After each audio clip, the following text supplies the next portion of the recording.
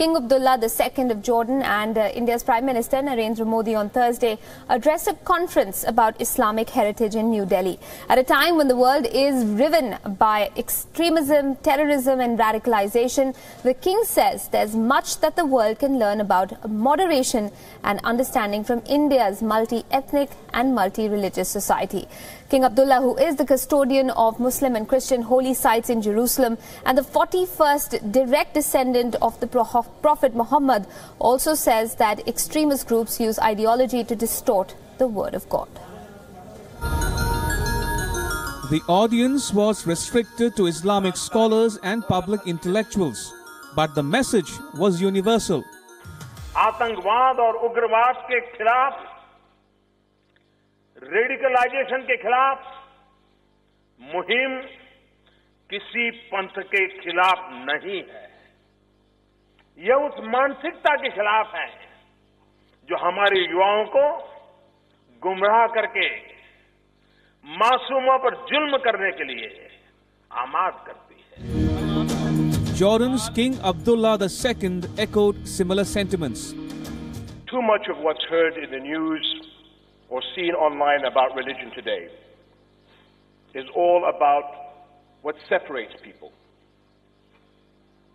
Around the world, suspicions are inflamed by what different groups don't know about others. And such ideologies of hate distort the word of God to stir up conflict and justify crimes and terror. India sees Jordan as an oasis of stability in a conflict-ridden region and a face of moderate Islam. The monarch, for one, is a staunch opponent of Takfiri ideology, the so-called practice of declaring one's enemies to be infidels. Jordan feels the world can learn about inclusion and coexistence from India. Their mutual respect and admiration was on display when Prime Minister Modi personally received the monarch, an honor extended only to 6 world leaders so far. When Prime Minister Narendra Modi came to power in India, few expected him to invest time and energy in reaching out to the predominantly Muslim countries in West Asia. But he did just that, winning friends and influencing people far and near. Over the last 4 years, he has travelled extensively in the region, meeting almost all the leaders of consequence in the Arab world and Persian Gulf, and also hosting some of them in New Delhi. Clearly, West Asia is no longer a blind spot in India's foreign policy. Ramesh Ramachandran, WION.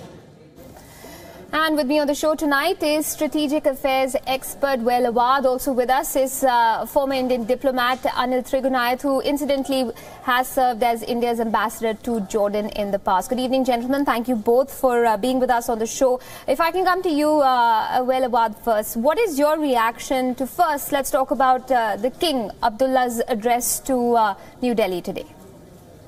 The King of Jordan is very moderate in his approach, especially he have a good audience with the foreign and the global media and international leaders, known for his position on regards to the extremism. And if it comes from the descents of the Hashemiyat, which are considered to be from the Prophet side, I think it is a matter of a good thing that it has a positive fall if really it can be followed by the Muslims, especially in his own country. Right, Ambassador Trigunayat, the speech by the Indian Prime Minister was remarkably short, especially when you compare it to some of the others that he's made of late. But the message, do you think, went out strong and clear? Absolutely. I mean, I thought personally, I was there, and I thought that the Prime Minister's speech was absolutely fabulous, and so was His Majesty's. And in fact, it was in honor of His Majesty the King Abdullah II, who is the 41st direct descendant of Prophet Muhammad and the custodian of the Al-Aqsa Holy Mosque and the other religious sites in Jerusalem. So it was in his honor and he was the chief guest. But at the same time, what I feel is that the Prime Minister was very clear and convincing.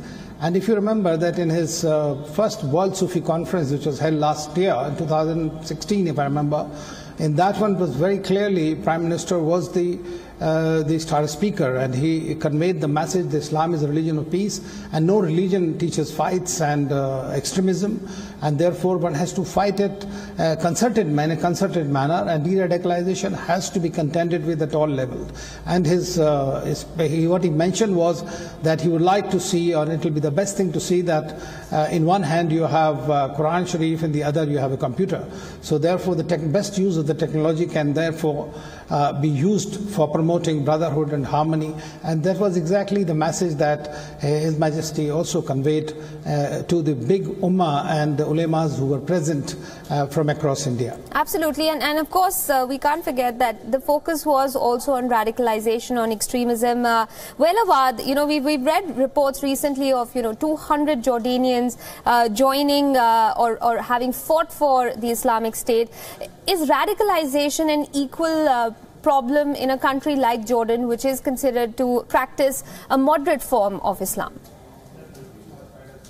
It's a very serious issue. In fact, Jordan is not only 2,000, there are more than 2,000. And Jordan have sheltered many of the Muslim Brotherhood extremism because of the Saudi pressure on them, because of the United States pressure on them. They even give them a training inside Jordan where they were infiltrated into Syria. What happened in Daraa in south of Syria bordering Jordan is basically because of the activity and the shelter have taken inside Jordan. However, the Jordanian king recently have made it very clear that he is not willing to see Syria divided or this extremist Muslim Brotherhood take over, because whoever cooked the poison will test it. And in fact, many of the returnees from Syria after the defeat of Daesh and the defeat of Al-Qaeda in many areas, there are many of them are going back. Therefore, now he has a kind of coordination with the Syrian government not to let all these extremists come back into Jordan. And I am sure there are more than 2,000 who have already either dead or they are trying to flee back into Jordan. Right. So obviously the problem is a big one, but the speech today, Ambassador Trigunayat, I'm talking about the Indian Prime Minister's, it was at an Islamic cultural event. But do you feel that the concern about radicalism, about extremism in all religions was perhaps a theme that rang out clearly both in the Prime Minister and the King's speeches? Yes. In fact, the extremism in any religion is an aberration. It does not happen. No religion has taught this kind of an extremist ideology or the philosophy. That is some of the practitioners who continue to propagate these kind, and therefore you have the result that happened in ISIS and Daesh. As far as Jordan is concerned, as you know, that it has been on the forefront of fight against terrorism, fight against Al-Qaeda, fight against Daesh, and although paradoxically some of the largest numbers of soldiers also were from the country, and therefore de-radicalization of these radicalized youth does acquire primacy in their concern.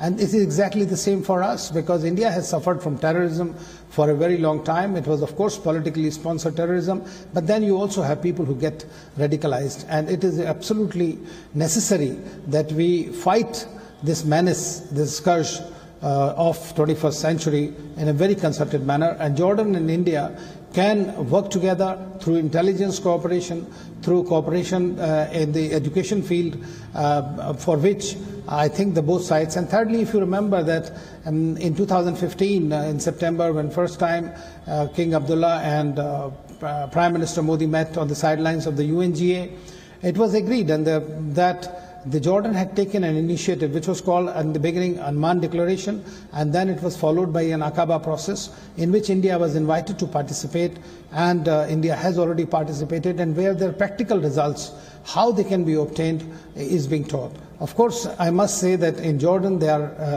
are through their intelligence exchanges and networks, they have been able to contain the bad impact of terrorism to a great extent on the society. Fair enough. I have time for one last question. I'll take that to Awad. Would it be fair, sir, to say that King Abdullah, as a moderate voice, as a modern voice, is what he's being called, is the only institution, perhaps, in himself who's holding Jordan together right now, given the environment it finds itself in?